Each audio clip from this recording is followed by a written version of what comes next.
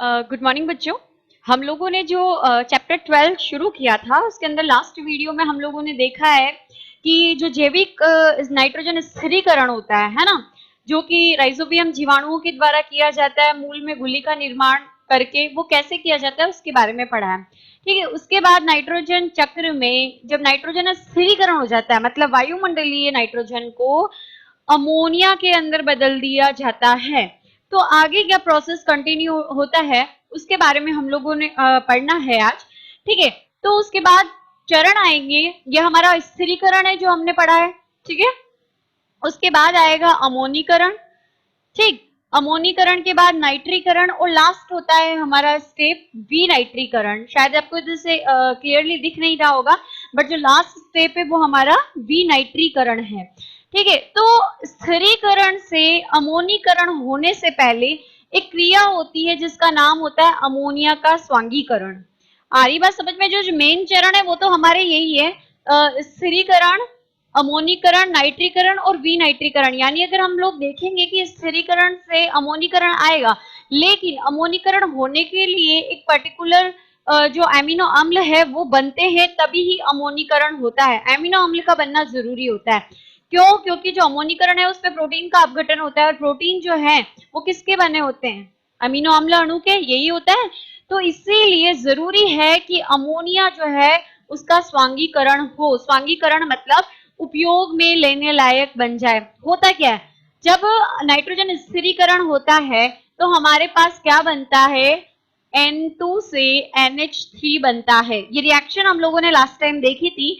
तो इसके अंदर ये जो अमोनिया बन रही है या अमोनियम आयन जो बनते हैं वो क्या होते हैं? विषैले होते हैं पौधों के लिए, उनकी सेल के अकॉर्डिंग नहीं होते, उनको नुकसान पहुंचा सकते हैं पौधों को।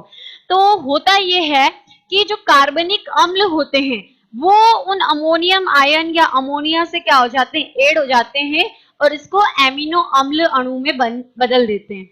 जरूरी है क्योंकि आगे की जो क्रिया है अमोनीकरण, उसमें प्रोटीन का अपघटन होगा। प्रोटीन तभी बनेंगे जब एमिनो अम्ल अणु होंगे। तो पौधों को ये जो अमोनिया चूंकि और अमोनियम आयन हानिकारक है, जिनका निर्माण हुआ है स्थिरीकरण के फलस्वरूप, उसमें कार्बनिक अम्ल ऐड हो जाते हैं और ऐड होने के बाद क्या बन जाता है? एमिनो अम्ल अणु। तो इसे ही हम बोलते हैं अमोनिया का स्वांगीकरण होना। आ रही बात समझ में? यानी हानिकारक अमोनिया और एमिनो अम्ल आयन का कार्बनिक अम्ल से जुड़कर अमीनो अम्ल का निर्माण करना अमोनिया का स्वांगीकरण कहलाता है। और ये जो चरण है यानी ये जो क्रिया है वो दो तरीके से कंप्लीट होती है। किस तरीके से? दो तरीके से कंप्लीट होती है। फर्स्ट हमारी जो क्रिया है वो कहलाती है अपचयनशील एमिनीकरण। क्या कहलाती है? स्वांगीकरण में दो तरीके से स्वांगीकरण की क्रिया होती है। फर्स्ट होती है अपचयनशील एमिनीकरण और दूसरा होता है ट्रांस एमिनेज अभिक्रिया।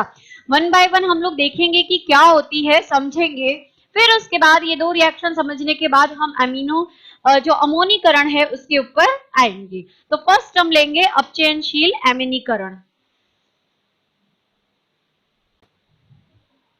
ओके, देखो फर्स्ट हमारी स्वांगीकरण की जो अभिक्रिया थी वो क्या थी? अमोनिया अपचयनशील एमिनीकरण थी। ठीक है, अब इसके अंदर क्या होता है? अमोनिया जो होती है या अमोनियम जो आयन होते हैं वो अल्फा कीटो ग्लूटेरिक अम्ल उसके साथ क्या होंगे? ऐड होंगे। किसके प्रेजेंस में? NADPH2। यानी जो इन दोनों को ऐड होने के लिए जो एनर्जी चाहिए होगी वो किसके अपघटन से मिलेगी? NADPH2 के टूटने से। ये NADPH2 टूटते हैं तो H+ अलग हो जाता है और NADP अलग हो जाता है। और ये दोनों का जुड़ना किस एंजाइम की प्रेजेंस में होगा? ग्लूटेम डिहाइड्रोजिनेज एंजाइम। क्या बनेगा? ग्लूटेमेट बनेगा, जो कि एक एमिनो अम्ल है। आगे बात समझ में? तो ये पहली होगी। क्या हुआ इसके अंदर कि हमारी जो अमोनिया थी अल्फा ग्लूटेरिक अम्ल के साथ ऐड हुई तो उसने एक एमिनो अम्ल बनाया जिसका नाम है ग्लूटेमेट। आगे बात समझ? किसकी प्रेजेंस में? NADPH जो है वो टूट गया H+ आयन और NADP के अंदर। तो ये हमारी फर्स्ट जो है स्वांगीकरण का प्रकार हो गया, यानी तरीका हो गया स्वांगीकरण होने का। फिर आता है ट्रांस एमिनेज। ट्रांस एमिनेज, ट्रांस यानी क्या होता है? स्थानांतरित करना। एमिनेज यानी अमीनो ग्रुप को। यहाँ पे आप देख रहे हो ये एमिनो अम्ल है ये कार्बोक्सिलिक समूह है, ठीक है, और ये अमोनियम जो ग्रुप है अमोनिया वो है आपका, ठीक है। तो यहाँ पर क्या कर दिया, इसका स्थानांतरण कर दिया कीटो अम्ल में। कीटो ग्रुप देख रहे हो, ये कार्बोक्सिलिक ग्रुप है। तो यहाँ पे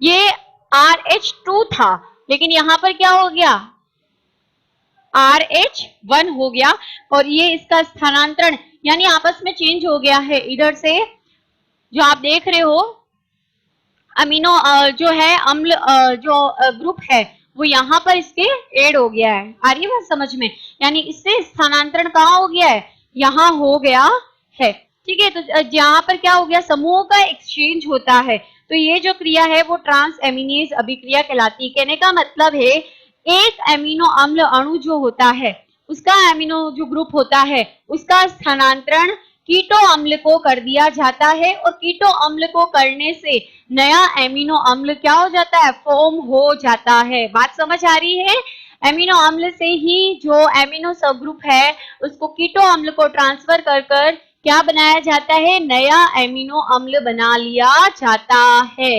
इज इट क्लियर, ठीक है।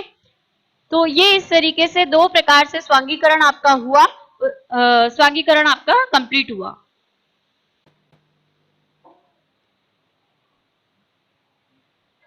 ओके, नेक्स्ट हमारा जो प्रोसेस आता है नाइट्रोजन चक्र में, स्थिरीकरण के बाद आएगा कौन सा, अमोनीकरण। अमोनीकरण जो होता है उसके दो चरण आपको दिख रहे होंगे, एक प्रोटीन अपघटन और एक एमिनीकरण।